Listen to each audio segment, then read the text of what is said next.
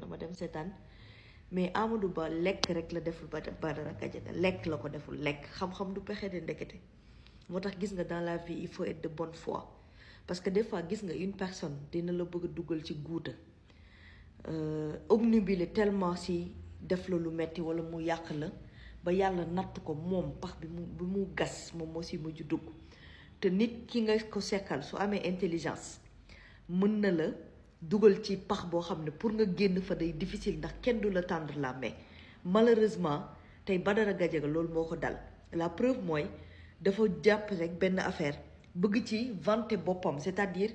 dafa bëggoon vanter mérite boppam jaay boppam à travers benn brèche bu mu am rek ba far moom dugal boppam ci guuta parce que je sais pas combien de fois il a répété cette notion-là de exclusivement politique ba approprié wu ko ba di si tiitaru ba far nag dugal boppam ci lu mu mënul génn parce que malheureusement plateau bi aussi bu soxor nañ parce que kenn tàndalu ko la main pour mu génn ci gouffre bi mu dugg parce que bu ngeen seetloo Badara à un moment donné dafa wax ba commencé saaga déjà loolu manque de respect la envers la population sénégalaise ak loo munti am dëgg ak loo munti énervé pour man waruloo saaga ci plateau parce que au-delà des personnes qui sont là-bas il y a des milliers ou des millions de Sénégalais qui suivent et par respect pour eux parce que ñenn ñi tëdduñu nelaw ñu ngi toog ak seen doom yi ñu gis mag bu toll ne yow Badara Gadiaga nga toog ci télé bi di saaga waru la ak légitimité boo yaakaar ni am nga ko nag les gens dañ laa rus parce que déjà ñi ngi wax sa xam-xam dafa des li ngay wax dafa bëri loolu la gars yi wax donc de grâce protéger sa bopp parce que yenn yi rafetul Amadou Ba daf la rey ba nga dee xam nga lu tax dafa noppi gis nga le pouvoir du silence est extraordinaire quand je fais mes sessions de coaching dama koy wax sama entrepreneur man leen des fois nit dina la attaquer de front certes dafa metti mais y a pas plus mauvais ou y a pas plus genre impactant qu'une personne qu'on attend et qu'elle soit silencieuse ñu lay attaquer nga am silence noppi tu ridiculises la personne et malheureusement pour lui Badara a été ridicule aujourd'hui d'ailleurs à un moment donné amatul argument contre Amadou qu'est-ce qu'il a fait il s'est retrouvé à attaquer Ousmane Sonko qui n'a rien à voir avec ce débat en tout cas de manière directe ba waxal ko lu mu ko warul waxal parce que sequ ko ak moom parce que le débat c'était pas avec lui et pro autant pour moi c'est-à-dire je veux dire que il parlait à Amadou il lui a manqué de respect il a insulté nga dem ba wax député de la nation yow yaa ko ne moom moo représenté le peuple mais nga dem ba di ko wax que ni li muy wax du dëgg wala nga ne ngeen baal ma ci kàddu bi dafay fen imaginez ba pare di ci insister dem ba tudd suñu premier ministre en fait ci ay kàddu yoo xam ne rafetul parce que lu tax parce que juste Amadou Ba a eu un self contrôle je sais pas ndax gars yi bàyyi ngeen xel Amadou à un moment donné il faisait comme ça parce que tellement il était énervé hors de lui mais il s'est retenu le gars et vraiment Amadou rien à voir avec la politique moi je fais pas de politique encore une fois respect à vous monsieur l'honorable député Amadou Ba parce que votre self-control en tout cas pour nous en tout cas on a appris en fait tey man de j'ai appris parce que c'est très difficile gérer ses émotions c'est des modules qu'on nous apprend au niveau professionnel parce que des fois en entreprise même il peut arriver que nga am problème ak quelqu'un nga génn de tes gants ba def loo warul def donc dañ lay jàngal comment gérer tes émotions je me rappelle sama boss mës na ma ni il faut que ma inscrire la ci benn programme pour que nga dem ñu jàngal la nooy gérer say émotions parce que yow lu la dal rek dañ koy gis sa kanam mais Amadou Ba mention spéciale à vous l'honorable vous avez été un grand homme aujourd'hui pas dans vos arguments que parce que vous maîtrisez ce que vous dites mais au-delà de tout da nga jàngal nit lan mooy respect parce que malgré que yaa ngi subir nit ki mi ngi lay attaquer de front personne n'a réagi da ngaa jàpp sa bopp respecter Sénégalais jusqu'au bout et ça vraiment moi je tiens à vous remercier et à vous féliciter pour ça Badara nag yow da ngaa wax ba dugal sa bopp parce que le fait que nga attaqué Ousmane Sonko rek wane na foo bokk parce que nit ñi ngi la ko doon jiiñ nag mais wóorul woon tu as essayé d'être neutre autant pour moi vous avez essayé d'être neutre mais malheureusement vous vous êtes fait avoir dans votre propre jeu hélas et c'est ça qui arrive lorsqu'on est trop obstiné à vouloir faire l'intéressant pas en les posant sur des arguments clairs et maîtrisés, mais juste sur du blabla, malheureusement. J'espère que ça vous apprendra. Des fois nag nga def ay analyse yu pertinent mais tey dangaa daanu grand tey moom down Amadou Ba up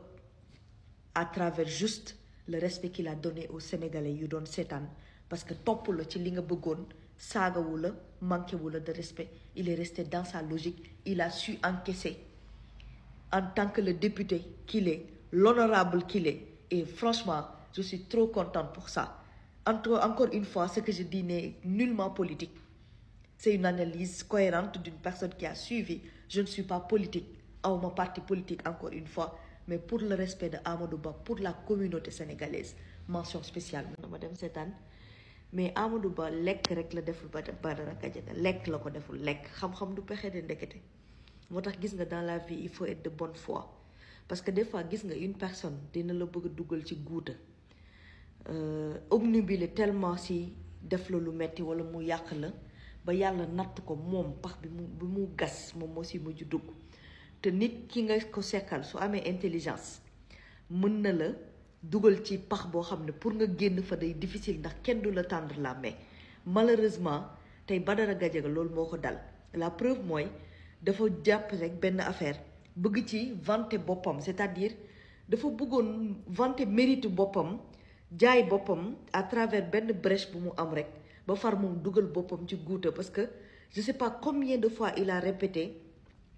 cette notion-là de exclusivement politique ba approprié wu ko ba di si tiitaru ba far nag dugal boppam ci lu mënul génn parce que malheureusement plateau bi aussi ba soxor nañ parce que kenn tàndalu ko la mais pour mu génn ci gouffre bi mu dugg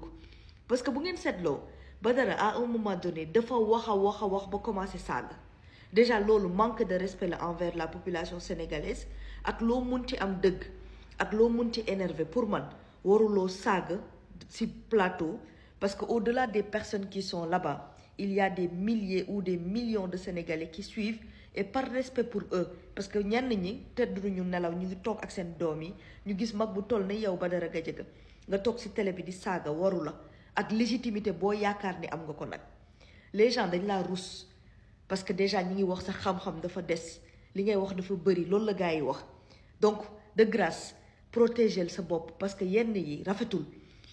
Amadou Ba daf la rey ba nga dee xam nga lu tax dafa noppi gis nga le pouvoir du silence est extraordinaire quand je fais mes sessions de coaching dama koy wax sama entrepreneur man leen des fois nit dina la attaquer de front certes dafa metti mais y a pas plus mauvais ou y a pas plus genre impactant qu'une personne qu'on attend et qu'elle soit silencieuse ñu lay attaquer nga am silence noppi tu ridiculises la personne. Et malheureusement, pour lui, Badara a été ridicule aujourd'hui. D'ailleurs, à un moment donné, amatul argument contre Amadou. Qu'est-ce qu'il a fait?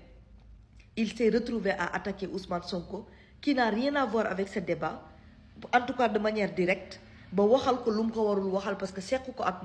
parce que le débat, c'était pas avec lui et Prose.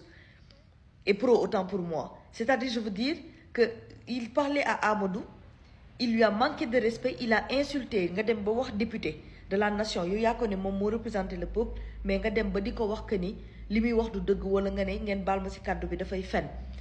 imaginez ba pare di ci insister dem ba tudd suñu premier ministre en fait ci ay kàddu yoo xam ne rafetul parce que lu tax parce que juste Amadou Ba a eu un self contrôle je sais pas ndax gars yi bàyyi ngeen xel Amadou à un moment donné il faisait comme ça parce que tellement il était énervé hors de lui mais il s'est retenu le gars et vraiment Amadou rien à voir avec la politique moi je fais pas de politique encore une fois respect à vous monsieur l'honorable député Amadou Ba parce que votre self-control en tout cas pour nous on a appris en fait tey man de j'ai appris parce que c'est très difficile gérer ses émotions c'est des modules qu'on nous apprend au niveau professionnel parce que des fois en entreprise même il peut arriver que nga am problème ak quelqu'un nga génn de tes gants ba def loo warul def donc dañ lay jàngal comment gérer tes émotions je me rappelle sama boss mës na ma ni il faut que ma inscrire la ci benn programme pour que nga dem ñu jàngal la nooy gérer say émotions parce que yow lu la dal rek dañ koy gis sa kanam mais Amadou Ba Mention spéciale à vous, l'honorable. Vous avez été un grand homme aujourd'hui. Pas dans vos arguments que, parce que vous maîtrisez ce que vous dites, mais au-delà de tout, da nga jàngal nit lan mooy respect. Parce que malgré que yaa ngi subir, nit ki mi ngi lay attaquer de front, personne n'a réagi, da nga jàpp sa bopp, respecter Sénégalais jusqu'au bout. Et ça, vraiment, moi je tiens à vous remercier et à vous féliciter pour ça. Badara nag, yow da nga wax ba dugal sa bopp. Parce que le fait que nga attaqué Ousmane Sonko rek wane na foo bokk parce que nit ñi ngi la ko doon jiiñ nag mais wóorul woon. Tu as essayé d'être neutre, autant pour moi vous avez essayé d'être neutre, mais malheureusement vous vous êtes fait avoir dans votre propre jeu, hélas. Et c'est ça qui arrive lorsqu'on est trop obstiné à vouloir faire l'intéressant, pas en les posant sur des arguments clairs et maîtrisés, mais juste sur du blabla, malheureusement. J'espère que ça vous apprendra. Des fois nag nga def ay analyse yu pertinent mais tey da ngaa daanu grand tey moom down Amadou Ba up à travers juste le respect qu'il a donné aux Sénégalais yu doon seetaan parce que topp la ci li nga bëggoon saagawu la manqué wu la de respect. Il est resté dans sa logique, il a su encaisser en tant que le député qu'il est, l'honorable qu'il est. Et franchement, je suis trop contente pour ça. Encore une fois, ce que je dis n'est nullement politique. C'est une analyse cohérente d'une personne qui a suivi. Je ne suis pas politique, à mon parti politique, encore une fois, mais pour le respect de Amadou Ba, pour la communauté sénégalaise, mention spéciale.